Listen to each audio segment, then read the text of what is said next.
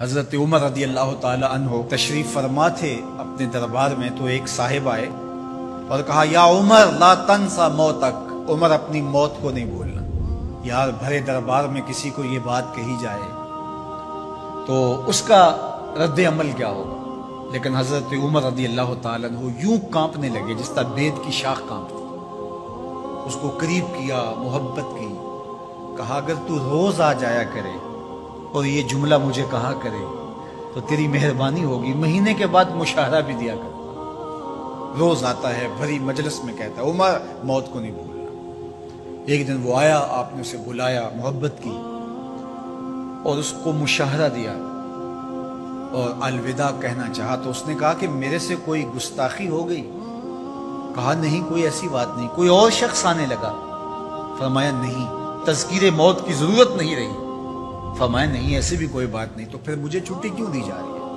تو حضرت عمر رضی اللہ تعالیٰ عنہ رو پڑے، داڑھی پہ ہاتھ رکھا، ایک بال الگ کیا، کہا یہ دیکھ میری داڑھی میں سفید بال آ گیا، اب تیرے آنے کی ضرورت نہیں ہے، یہ بال ہی مجھے موت یاد کرواتا رہے۔ ہماری تو پوری داڑھی بھی سفید ہو جائے نا۔ میاں صاحب بولے ہڈیاں کمبن گوڈے کھڑکن تے اڑ گیا لک تیرا، ہڈیاں کمبن گوڈے کھڑکن تے اڑ گیا لک تیرا، اجے بھی بدیوں باز نہ آئیں جیو مرد دلیرا، فما اصبرہم علی النار۔ اللہ قرآن مجید میں فرماتا ہے لوگوں کا آگ پر کتنا حوصلہ ہے، کتنی ڈٹائی سے، دلیری سے کہہ دیتے ہیں یہ جہاں مٹھا اگلا کس نے ڈٹا۔ جب ہم کسی کے جنازے کو کندھا دیتے تو ہم سمجھتے ہیں اسی کے جنازے کو کندھا دیا، یہ نہیں سوچتے کہ یہ وقت ہمارے اوپر بھی آنے والا ہے۔ خیر کن فلاں و غنیمت شمار عمر، زاں کے بیشتر بانگ برایت کے فلاں نمات۔ شیخ سعدی فرماتے ہیں کہ اے صاحب نیکی کر لے اور غنیمت شمار کر اس عمر کو، اس سے قبل کہ تیرے لیے بھی اعلان ہو جائے کہ فلاں بھی چلا گیا۔ پہلے تو سپیکروں میں اعلان ہوتا تھا، فیس بک پہ خبر آتی ہے فلاں بھی چلا گیا، فلاں بھی چلا گیا۔ اس سے قبل کہ یہ آواز آ جائے، یہ اعلان ہو جائے، یہ خبر مشتہر ہو جائے کہ فلاں بھی چلا گیا، تو یہ خبر آنے والی ہے، آج نہیں تو کل، کل نہیں تو پرسوں۔ تو کہا کثرت کے ساتھ موت کو یاد کرو، اس سے تمہارے دلوں کا زنگ اترے گا، تم اپنی آخرت کی طرف متوجہ ہو گئے۔ اور دوسری بات ارشاد فرمائی وَتِلَاوَةُ الْقُرْآنِ، اور قرآن مجید کی تلاوت کرو۔ قرآن مجید کی تلاوت اگر تمہاری زندگی کا معمول بن گیا تو تلاوت ایسا نور ہے جو دلوں کے زنگ اتار دیتا ہے اور اللہ کی معرفت کا رنگ چڑھا دیتا ہے۔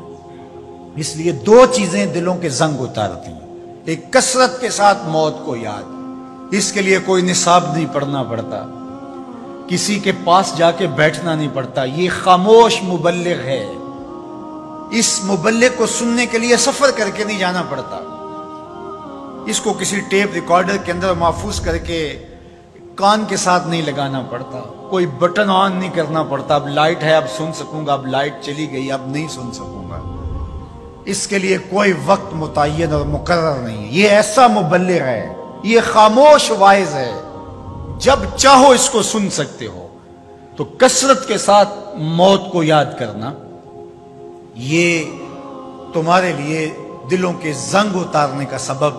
اور دوسری چیز ارشاد فرمائی وَتِلَاوَةُ الْقُرْآنِ، اور قرآن مجید کی تلاوت۔ جب قرآن مجید کی تلاوت معمول زندگی بن جاتی ہے تو دلوں کے زنگ قرآن مجید اتارتا ہے۔ اس سے بہتر دلوں کو پاک کرنے والی اور چیز ہو کیا سکتی ہے؟